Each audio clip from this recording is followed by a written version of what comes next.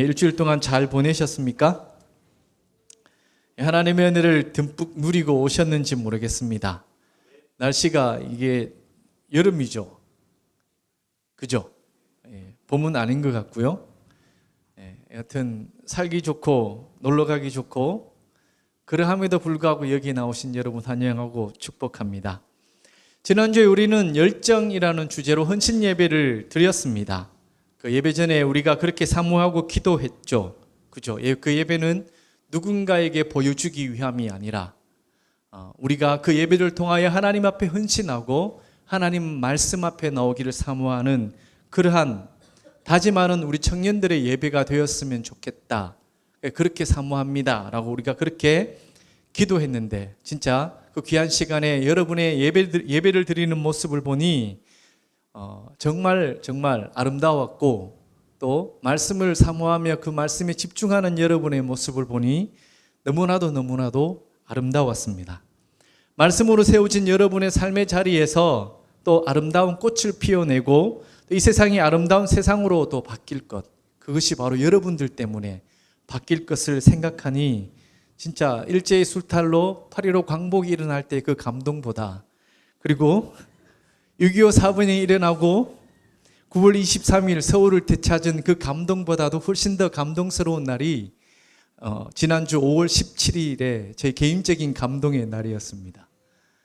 제가 비록 6.25 사변도 겪지 못하고 8.15 광복도 겪지 못해서 그 감동이 얼마나 큰지는 모르지만 그것이 아무리 크다 할지라도 지난주의 그 감동만큼은 따라오지 못할 것입니다. 진짜 감동스럽고, 왜냐하면 거기에 여러분이 있었고 여러분의 예배가 거기에 있었기 때문에, 그리고 또 그 말씀으로 다시 시작하려고 하는 여러분들이 있었기에 그러하다라는 것입니다. 서울에 가면 합정역이라는 곳이 있습니다. 이곳에 가면 아주 유명한 곳이 한두 군데가 있는데요. 그곳에 가면 브라우니가 가장 맛있는 디얼 브라우니라는 카페가 있고요. 또 유명한 곳이 있는데 나중에 한번 가보세요. 진짜 브라우니가 죽여줍니다. 돈 주고 사 먹으셔야 돼요. 공짜는 없으니까 한번 꼭 가서 한번 드셔보세요. 아마 갈 날이 있을 거예요. 올여름에 함께 가낼라나? 다 들어가겠어요? 못 들어가실 분데. 여하튼 그곳에 가서 꼭 브라우니를 한번 시켜 먹어보십시오. 진짜 맛있는 브라우니가 거기에 있습니다. 그리고 또 한 곳이 유명한 것이 있는데, 예수라는 이 이름 때문에 일명식도 없는 진짜 미개한 나라인 이 조선의 나라에 와서 하나님의 복음, 예수라는 그 이름을 전하다가 자기 목숨을 초계처럼 버린 외국인 선교사님들의 묘역이 있는 곳이 바로 이 합정역 양화진이라는 곳입니다. 이들이 왜 여기까지 와서 그 예수라는 이름을 전하여 했는지 그것은 우리가 알 수 없지만, 그러나 그들이 스스로 온 것이 아니라 하나님이 보내셔서 하나님이 감동시켜서 이 나라 이 땅에 왔고, 거기에 가면 비석 가운데 아주 유명한 문구들이 있는데 여러분이 갈 날이 분명히 있을 것입니다. 거기 가서 차근차근 그 비석의 문구를 다 들여다볼 수 없지만 한번 살펴보면 이런 문구가 있습니다. 어느 선교사님을 평가하면서 조선 사람보다 조선 사람을 더욱더 사랑하는 이가 여기 묻히다 라고 그렇게 기록된 분이 있는가 하면, 고국 땅에 묻히기보다 이 조선 땅에서 복음을 전하다가 이 땅에 묻히는 것을 훨씬 더 영광스럽게 생각합니다 라고 그렇게 고백하며 돌아가신 분이 있는가 하면, 또 아버지가 전한 그 복음, 그 아들이 대를 이어 이 땅에 복음을 전하다가 이 땅에 묻힌 그런 가족이 거기에 묻혀 있다라는 것입니다.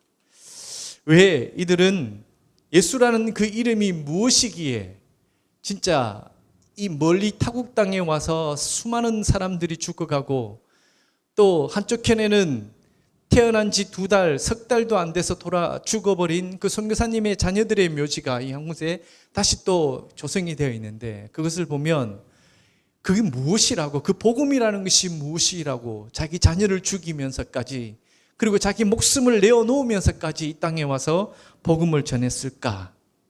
그죠?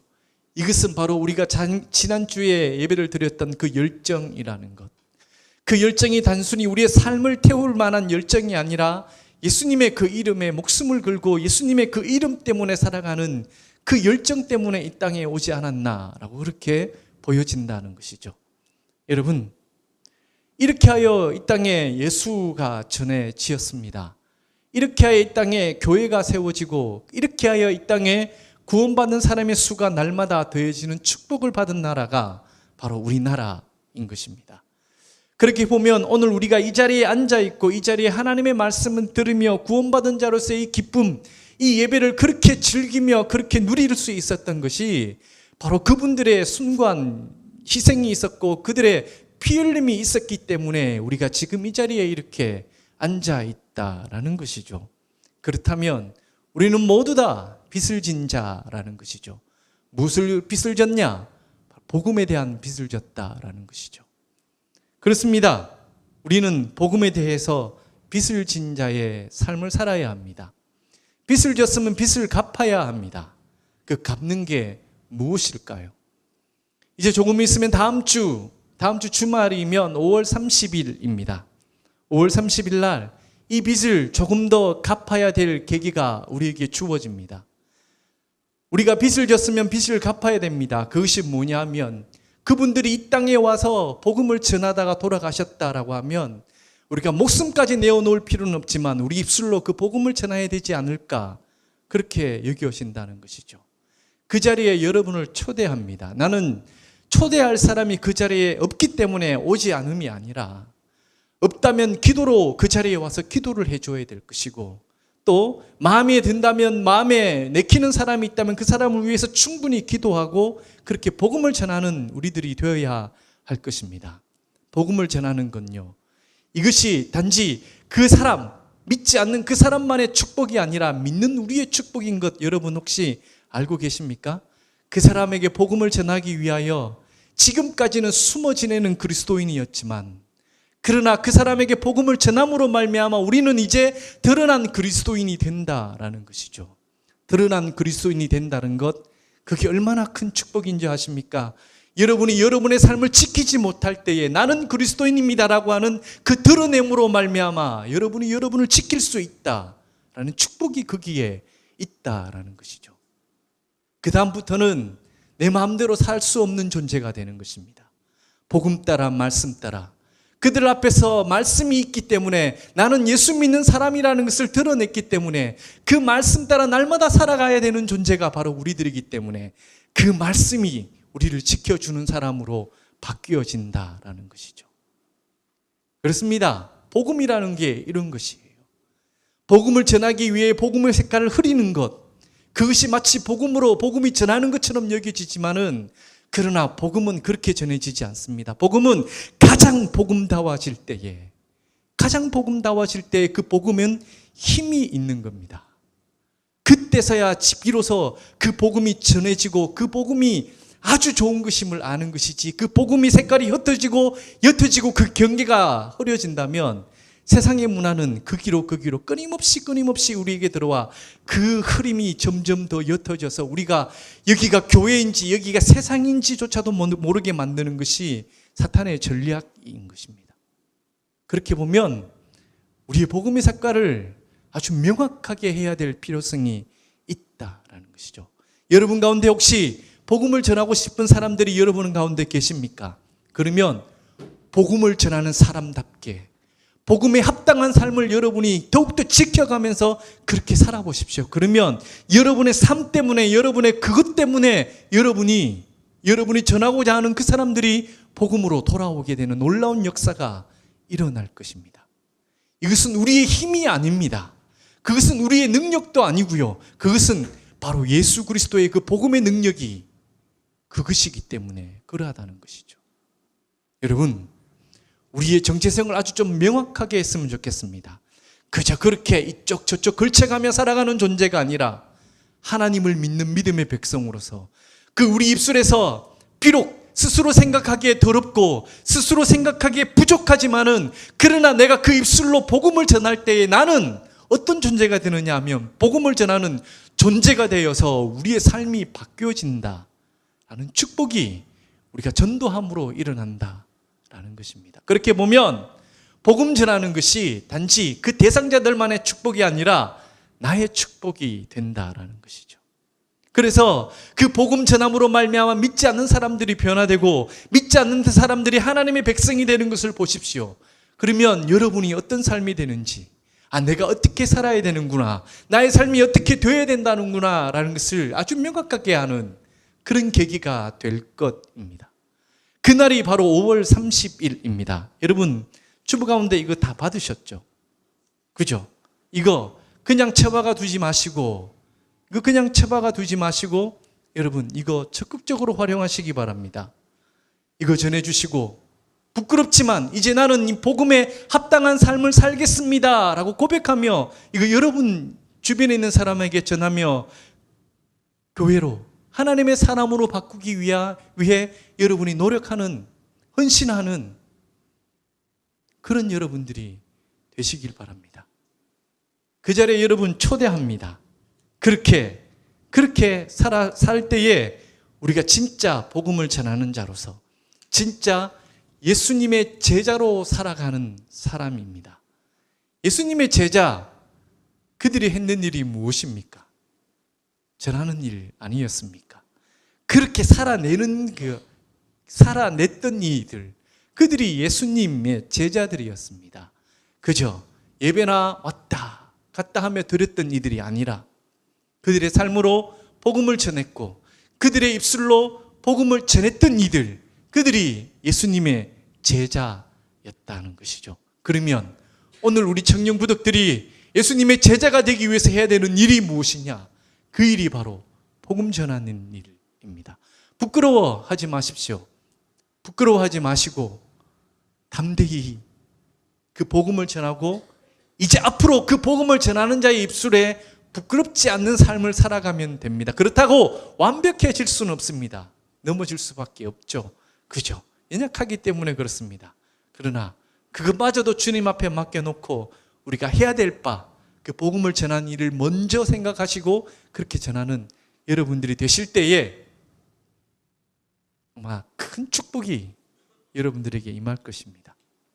그 축복은 여러분 각자가 가지고 있는 그 개인의 기도 제목들, 그것만을 쫓아가는 것이 아니라 복음을 위해 살아가게 되면 그 나머지 것들은 따라오게 되는 축복들이지 않습니까? 그런 축복 누리는 여러분들 되셨으면 좋겠습니다. 아멘이 아무도 없네. 예, 5월 30일 기대하겠습니다. 아멘. 예, 이것도 예, 기도해도 되죠? 예, 제가 기도하겠습니다. 진짜 여러분을 위하여서.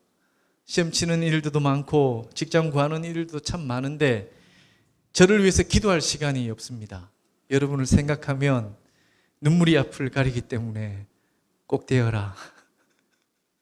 예, 꼭 그렇게 되시길 바랍니다. 복음 전하는 자로서 그렇게 삶을 살아가는 여러분들이 되었으면 좋겠습니다. 사무엘서로 돌아갑시다. 우리는 2주 전에 제가 여러분에게 말씀드렸다시피 왕의 제도라는 것, 이것은 하나님께서 별로 그렇게 기뻐하지 않는 제도였다라고 그렇게 말씀하셨죠. 왜냐하면 이 왕정 제도가 가져올 이스라엘 백성들에게 줄 피해를 하나님께서는 너무나도 잘 알고 계셨기 때문에 그렇습니다. 그러나 이것을 잘 모르는 이스라엘 백성들의 간청으로 말미암아 하나님께서 마지못해 그 왕정 제도를 허락해 하십니다. 하나님은 이러신 분입니다. 우리가 간구하게 되면, 간청하게 되면 그것을 허락해 주십니다. 사람이 간절히 원하면 하나님 입장에서 그것이 최선이 아닐지라도 인간의 그 간절함에 하나님께서는 응답하실 수밖에 없는 것이 하나님의 가장 연약한 부분입니다. 왠지 아세요? 하나님은 우리를 사랑하기 때문에 그렇습니다. 사랑하는 자가 울며 부르짖는데 그것을 들어주지 않는 사람이 어디 있습니까?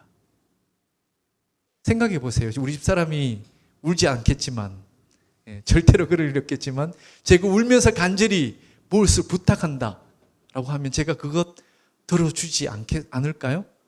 들어줄 수밖에 없죠. 왜냐하면 사랑하기 때문에 그렇다는 것이죠.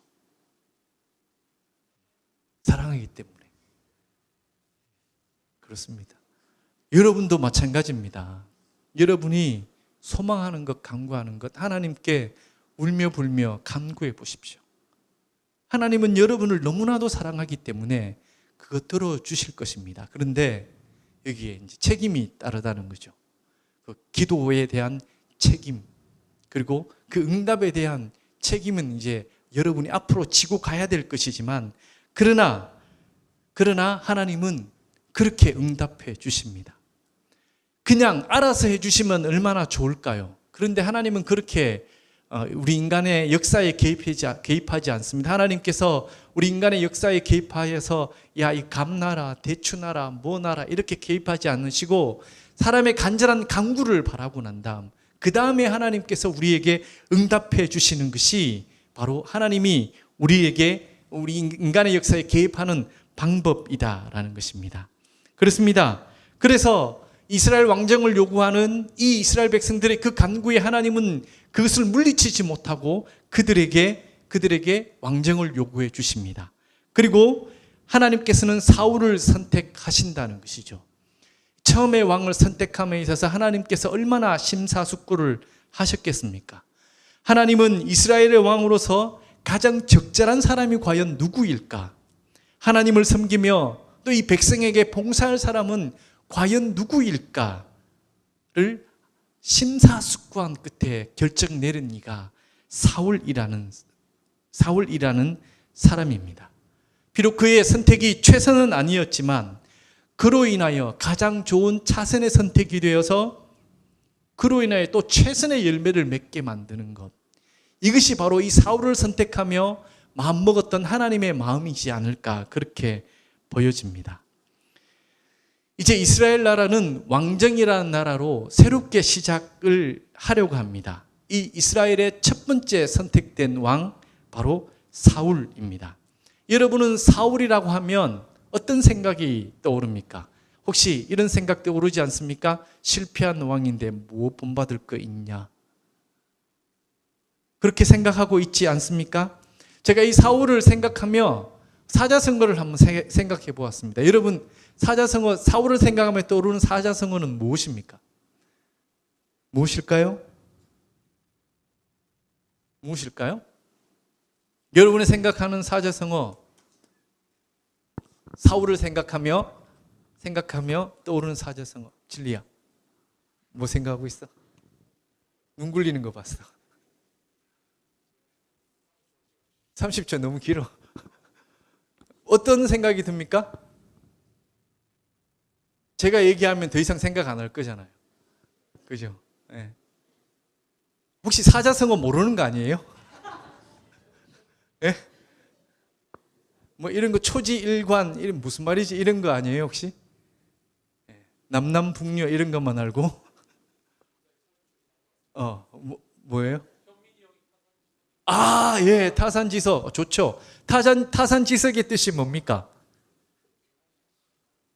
예? 타산지석의 뜻이 뭐예요? 나는 저러지 말자. 예, 예. 아주 간단 명료하게 정리했습니다. 나는 저러지 말자. 예, 저도 같이 생각했습니다. 타산지석과 비슷한 사자성어가 하나 더 있습니다. 조금 더 어려운 건데. 반면교사라는 것 아세요? 바보도 터졌어요. 예. 반면교사라는 것. 그죠? 남의 나쁜 것을 보고 자기 자신을 바라보며 그렇게 살지 않는 것. 그런 것. 사울을 보면 다들 그렇게 생각한다는 것이죠. 저래서는 안 된다. 그리고 수많은 설교들이, 그런 설교들이 나왔습니다. 수많은 설교들이 사울을 까는 설교가 나왔지 사울을 옹호하는 설교를 잘 하지 않는다는 것이죠. 그런데 그거 아세요, 여러분? 사울이 처음부터 그러지는 않았다는 거예요. 사울이 처음부터 그러지는 않았습니다. 그런데 우리는 사울 하면 타산지석, 반면교사, 절만은 나쁜 놈이야 라고 결정해놓고 성경을 읽기 때문에 성경에서 무엇이라고 얘기하는 것을 잠시 놓칠 때가 있다라는 것이죠. 여러분은 성경을 너무나도 잘 압니다. 모르는 것 같아도 너무나도 잘 알아서 성경을 읽지 못해요. 왜냐하면 성경을 읽으면 결론을 아는 거예요. 첫 시작을 읽으면 이거는 이렇게 된다. 삭개오 뽕나무 이렇게 되는 거 다 알죠, 그죠? 예. 탕자 돌아왔다, 안아줬다, 끝. 이걸로 하니까 더 이상의 생각이 되지 않는 거예요. 더 이상의 생각이 되지 않는 거예요. 근데 성경을 읽을 때마다 마치 처음 읽는 것처럼 그렇게 읽어보십시오. 설교를 들을 때마다 마치 처음 듣는 것처럼 그렇게 듣지 마시고, 성경을 읽을 때에는 마치 처음 듣는 것처럼 그렇게 읽어보시라는 거예요. 제가 청년에서 성경 공부를 2가지를 하고 있습니다. 두런두런과 또랑또랑을 하고 있는데, 두런두런은 이해합니다. 왜냐하면 이 사람들이 두런두런을 처음 했기 때문에, 다르게 공부를 하지 않았기 때문에 그렇죠. 또랑또랑을 하는 사람들을 이렇게 보면요, 몇 번을 얘기했는데도 불구하고 마치 처음 듣는 것처럼 새롭게 그렇게 받아들이고 있다는 거예요. 아주 저는 기쁩니다. 왜냐하면 같은 소리를 계속해도 새롭거든요. 가르치는 입장에서는 너무 좋아요. 가르칠 게 많기 때문에. 예. 근데 여러분, 이런 건 좀 기억해야 되죠. 그죠? 기억해야 될 건, 기초적인 것은 좀 기억하고 그 다음 것을 이렇게 나가야 되는데, 계속 이렇게 여기면 머물러 있는 안타까움은 있지만 여하튼 그렇다는 것. 그런데 성경을 읽을 때 우리가 그렇게 읽어야 된다는 거예요. 마치 처음에 읽는 것처럼 그렇게 읽을 때 그 이야기가 궁금해지고 그 결말이 어떻게 되는지, 그 과정이 어떻게 되는지 궁금해하면서 성경을 읽게 되면 성경이 진짜 입체적으로 우리에게 다가오는데, 그러지 못한 이유가 뭐냐면, 첫 번째 선입견, 성경은 어렵다, 그래서 빨리 지나가야 된다, 생각도 하지 않고 그냥 지나가 버리는 첫 번째. 두 번째는 뭐냐면, 일만은 이렇게 되니까 이렇게 술술술술 그렇게 넘어가는 것. 이것 때문에 성경을 깊이 읽지 못한다라는 것이죠. 거기에 사울이라는 사람도 마찬가지입니다. 사울이 처음부터 교만한 사람은 아니었습니다. 사울은 처음부터 교만한 사람이 아니라 사울은 처음부터 겸손한 사람이었고 순종적인 사람이었습니다. 하나님께서 이 사울을 선택한 이유, 그 2가지가 바로 이것입니다. 그가 순종적인 사람이었다. 그가 겸손한 사람이었기 때문에 하나님은 그에게 기대를 걸었습니다. 그래, 너는 이스라엘의 첫 번째 왕으로서 나를 잘 섬길 것이고 하나님을 잘 섬길 것이고, 두 번째, 백성들에게 네가 봉사할 것이다 라는 기대를 걸고 그에게 첫 번째 왕이라는 아주 중요한 위치를 그에게 허락해 주었다는 것이죠. 그러면 그 기대에 맞게 사울이 그의 평생 그렇게 살았으면 괜찮은데, 그 기대에 걸맞지 않게 그가 잠시 삐뚤어지는 삶으로 말미암아 마지막에 결론에 하나님께서 후회하는 왕으로 되어버렸지만 처음부터 그러지는 않았다라는 이야기입니다. 그러면 지금 이 왕정이 시작되는 초기 이 시점은 사울이 어떤 사람이었냐면, 그는 순종적인 사람이었고 겸손한 사람이었다라는 이야기입니다. 그럼 이걸 통하여 우리가 알 수 있는 것은 무엇이냐? 여러분, 다들 그렇게 기도하고 있지 않나요? 하나님, 저를 사용하여 주십시오. 기도 안 해? 저만 그렇게 기도하나요? 여러분 그렇게 기도 안 하나요? 안 하는 모양인데 진짜? 예. 여러분, 하나님께서 사용 안 해주시면 여러분 큰일 납니다. 어떤 모습으로든지 간에 하나님께서 사용하셔야 되지, 하나님께서 사용 안 하시면 큰일 납니다. 여러분, 그렇게 다들 기도하죠. 그죠? 그냥 귀찮으니까 대답 안 하는 것 뿐이지. 알고 있어요. 대답하기 싫은 거. 설교 시간에 누가 대답한대? 가만히 듣고 있어야 되는데. 그죠? 예, 여튼 우리는 그렇게 기도합니다. 하나님, 나를 사용하여 주시옵소서. 하나님, 제가 하나님의 도구가 되기를 원합니다 라고 기도한다면, 그 도구가 되기 위해서 우리에게 필요한 것이 있는데, 그것이 사울을 통하여 우리에게 배울 수 있는 것, 사울을 통하여 우리가 알 수 있는데, 그게 뭐냐면 첫 번째 순종과 두 번째 겸손이라는 것입니다. 자, 우리 말씀 다시 한번 더 보겠습니다. 9장 1절 2절입니다. 제가 읽어 드리겠습니다. 베냐민 지파의 기스라 이름하는 유력한 사람이 있으니, 그는 아비엘의 아들이요 수롤의 손자요 베고라스의 증손이요 아비아의 현손이며 베냐민 사람이었더라. 기스에게 아들이 있으니 그의 이름은 사울이요 준수한 소년이라.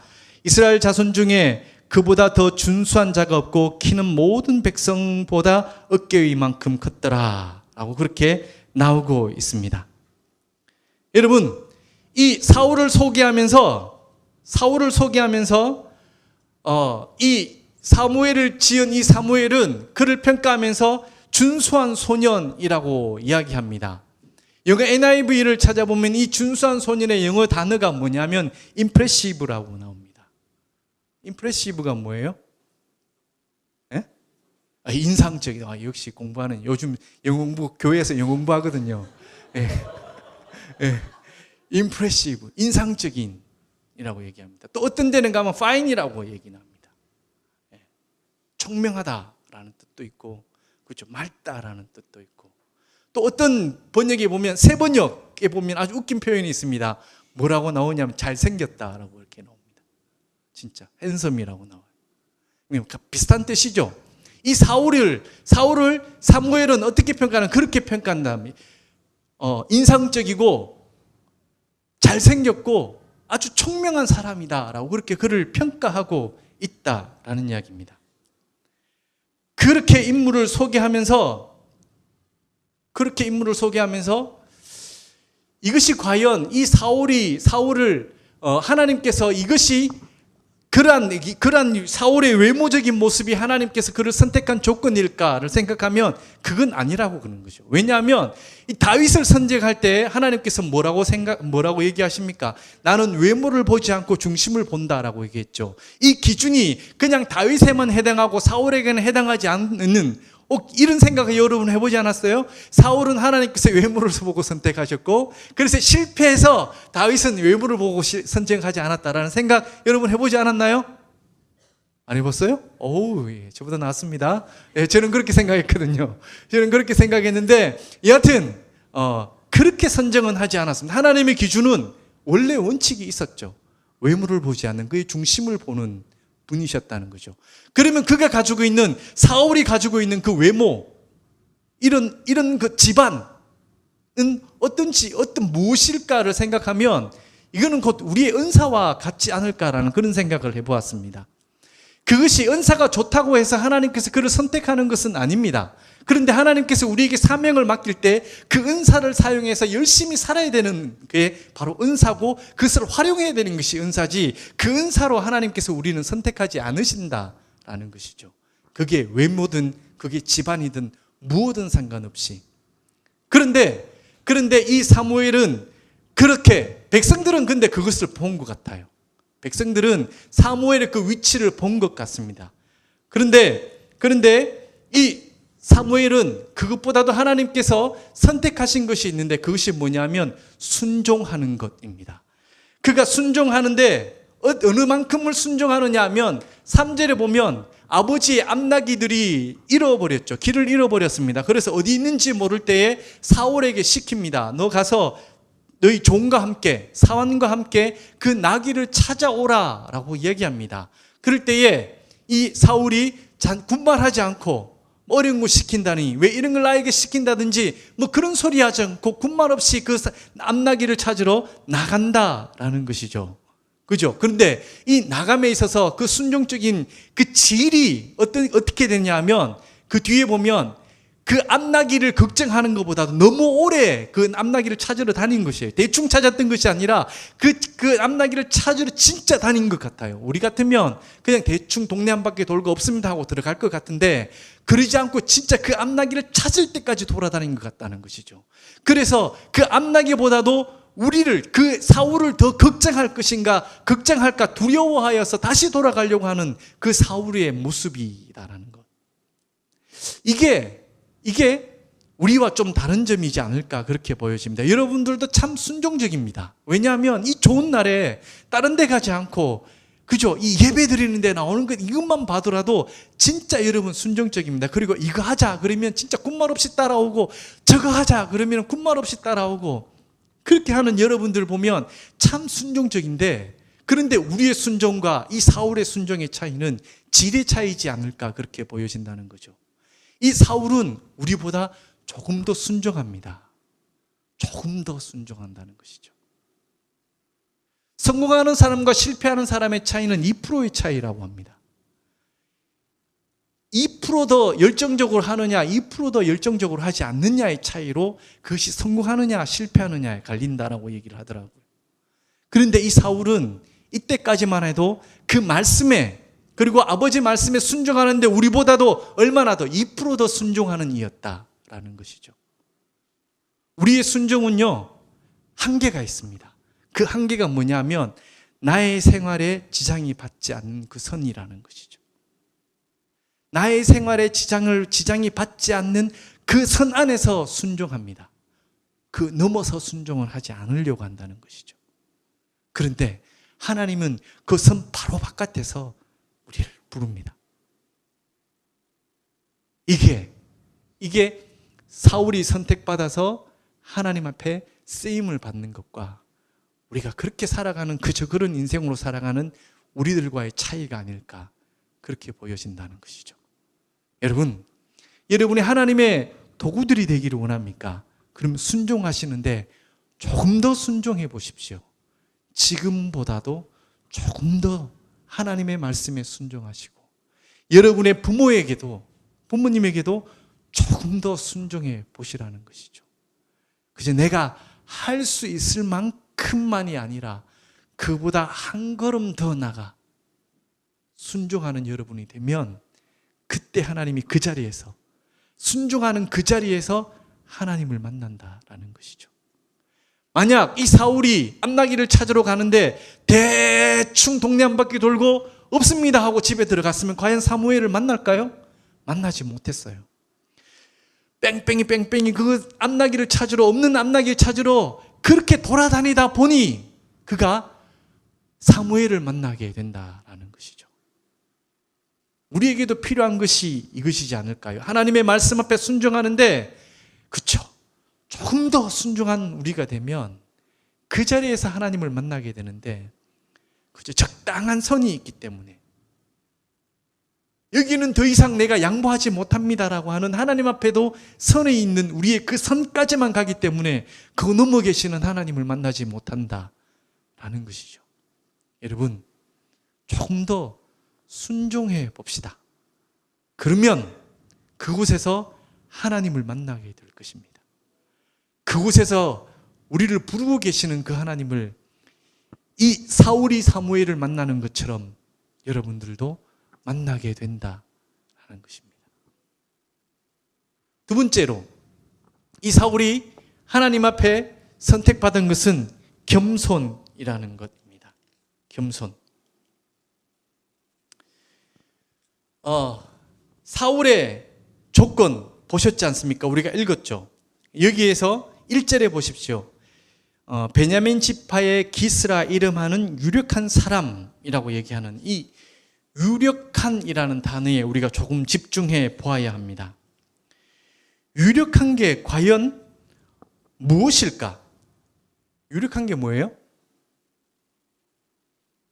있을류, 힘력자, 힘이 있다라는 한자어를 썼습니다. 유력한, 맞을까요? 있을류, 힘력자, 유력했. 근데 영어에 보면 다르게 번역이 되어 있습니다.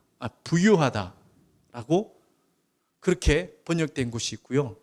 또 이 유력하다는 이야기가 힘세다, mighty warrior라고 그렇게도 되어 나오고요. 또 파워풀하다라고 그렇게 또 기록되어져 있습니다. 이걸 보면 이 베냐민 지파의 기스라고 하는 이 집안이라는 것은 그저 그런 핫바리 집안이 아니라 아주 귀족 집안이라는 얘기죠. 베냐민 지파의 리더 집안이 바로 이 기스라는 집안입니다. 한 지파의 리더라고 하면 사실 가진 것 가지고, 배울 것 배우고, 누릴 것 누리는 겸손하지 않는 사람일 수 가능성이 많다라는 것이죠. 그죠? 그런데 하나님의 사람을 만나서 이 사울이 사무엘을 통하여 듣는 말이 무슨 말이냐면, 이스라엘이 원하는 자가 너다 라고 그렇게 평가를 받죠, 스스로. 그랬더니 이 사울이 스스로를 평가하면서, 사무엘이여, 내가 누군지를 아십니까? 나는 베냐민 지파 중에 가장 작은 기스, 미약한 집안의 기스입니다 라고 얘기한다는 것이죠. 이게 사실 평소에 겸손하지 않으면 이런 이야기를 할 수 없다라는 것이죠. 다들 왕을 요구하고 있었습니다. 이스라엘 백성들이. 그때 네가 왕이 될 것이다 라고 했을 때 아싸! 라고 얘기할 사람들이 그지. 또 그가 그저 진짜 천민이라서 아무것도 가진 것도 없고 아무 능력도 없는 사람 같으면 그렇게 얘기할 수도 있죠. 그런데 그가 실제로 그렇지 않은 사람이었습니다. 그가 키가 얼마나 컸어요. 백성들이 원하는 왕의 조건이 뭐예요? 외적들로부터 우리를 지켜줄 자 아닙니까? 블레셋으로부터 우리를 지켜줄 자를 구하고 있는데 키가 크다라고 얘기하는 것은 그때 당시에 가지고 있는 하드웨어가 그리고 소프트웨어가 뛰어나다라는 얘기와 동일하다는 것이죠. 힘이 장땡인 나라인데 그렇게 키가 크다라는 것은 힘이 세다라는 얘기고 남들보다 어느 정도? 어깨 위만큼 그러니까 이런 거죠. 제가 서 있고 서장훈이 서 있는 것이죠. 네. 그 정도의 차이인데 그가 가지고 있는 능력이 얼마나 크겠어요. 그리고 그가 그냥 이렇게 다니는 이가 아니라 배울 만큼 배우고 가지고 있는 그 집안도 뛰어난 집안의 사람인데 이스라엘이 원하는 자가 너다라고 했을 때 그가 어떻게 겸손할 수가 있었겠냐라는 것이죠. 그는 평소에 겸손한 사람이었기 때문에 그러하다라는 것입니다. 그런데 우리는 가진 것도 없습니다.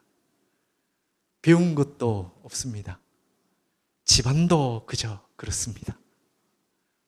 그런데 우리는 내가 살아가려고 한다는 것이죠. 내가 살아가려고 한다는 것이죠.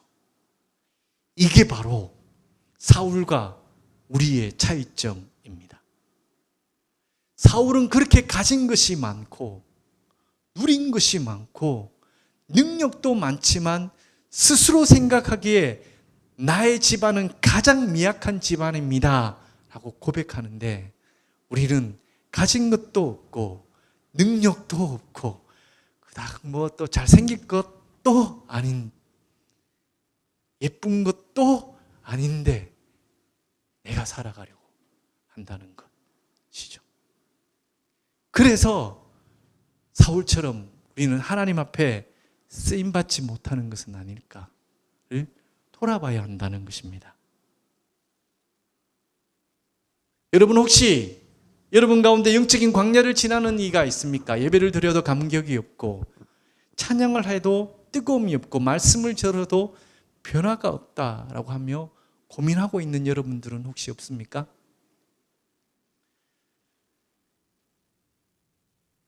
예전에 여러분 제빵왕 탁구 맞나요? 김탁구였나요? 그거 보셨나요? 예? 예, 봤으면 나이가 좀 있는 것 같은데 예, 그 정도 아닌가요? 예, 거기에 보면 인천 앞바다에 사이다가 떴어도 꼬프가 없으면 못 마십니다. 이거 알아요? 예, 여기 세대 차이가 확실히 납니다. 예, 비전에는 이런 사람이 많고 파워는 예. 예. 인천 앞바다에 사이다가 떠 있는데 인천 앞바다의 깊이를 알려면 어떻게 해야 돼요? 그 병이 인천 앞바다의 깊이를 알려 그러면 그 바다 밑으로 내려가야 되죠. 뚜껑이 꽉 닫혀 있으면 아무리 노력해도 내려가지 않습니다. 그저 바다 위에 둥둥 떠다닐 뿐이죠. 그런데 그 뚜껑을 탁 열면 거기에 바닷물이 채워지면서 그 병은 바다 밑으로 가라앉게 되어 있다는 것이죠. 그 병 뚜껑을 여는 것은 누구도 할 수 없습니다. 하나님의 은혜를 경험하기 위하여 나의 병뚜껑을 열어야지 그 은혜가 들어오고 그 은혜가 들어야지 하나님을 만날 수가 있다는 겁니다. 혹 나의 병뚜껑을 닫아놓고 바다 깊이를 모른다고 이야기하는 우리들이 아닐까 한번 돌아봐야 되지 않겠냐는 거죠. 하나님이 없다라고 얘기하기 전에 내가 하나님을 거부하고 있지는 않는지 돌아봐야 되지 않겠습니까? 그죠? 죄악이라는 것이 참 무섭습니다. 죄악에 여러분을 노출시키고 나면 그 죄악으로 말미암아 내가 하나님을 거부하는 순간까지 그 죄악이 나를 이끌어간다라는 것이죠. 그 전에 내가 돌이키면 참 좋겠는데 그렇지 않고 그 죄악 가운데 계속 머물러 있다면 그 죄악으로 말미암아 내가 하나님을 모른다 라고 하는 그때까지 죄악은 우리를 끌고 들어간다라는 것이죠. 그러면 하나님도 어쩔 수 없습니다. 얘기했죠. 하나님이 하실 수 없는 것이 몇 가지가 있는데 그 중에 한 가지가 자유의지를 터치하지 않는다는 것. 우리가 하나님의 은혜를 받기 위하여 우리의 뚜껑을 열지 않으면 하나님도 어찌할 수 없는 것이 하나님이십니다. 근데 내가 그 뚜껑을 열게 되면 하나는 하나님의 은혜로 말미암아 순식간에 우리는 그 하나님의 깊이를 알게 된다라는 것. 그러니 우리 뚜껑을 열어야 됩니다. 열받으라는 얘기가 아니라 하나님을 향한 우리 영적인 뚜껑을 여러분이 열 때에 그때 비로소 여러분 하나님을 만나게 되고 예배를 드리며 말씀을 읽으며 말씀을 들으며 말씀을 보며 여러분이 하나님의 깊이를 알 수 있다라는 것이죠. 그때 우리는 진짜 순종적인 사람이 되고 겸손한 사람이 되어 하나님 앞에 쓰임받는 사람이 된다는 것이죠. 왜냐?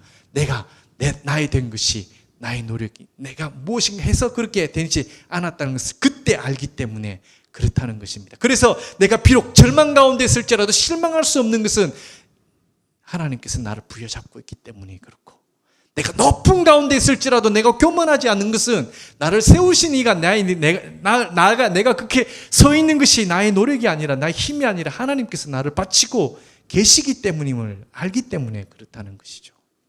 그럴 때 진짜 하나님께서 우리를 사용하시는 것 아니겠습니까? 사울이 쓰임받은 것, 사울이 이스라엘의 초대 왕이었어요. 지금까지는, 아직까지는 범죄하기 전까지 사울은 이스라엘의 초대 왕으로 부름을 받았습니다. 그 위대한 자리에 부름을 받았는데 우리도 그렇게 부름받기 위하여 해야 될 것 두 가지, 사울을 보면서 본받아야 될 것 두 가지. 첫 번째, 순종적인데 얼만큼? 조금 내가 할 수 있을 만큼이 아니라 그보다 한 걸음 더 순종적인 사람. 하나님 말, 특히 하나님 말씀 앞에 더 순종적인 여러분들이 되셔야 된다는 것. 두 번째, 겸손한 사람이 되어야 된다는 것.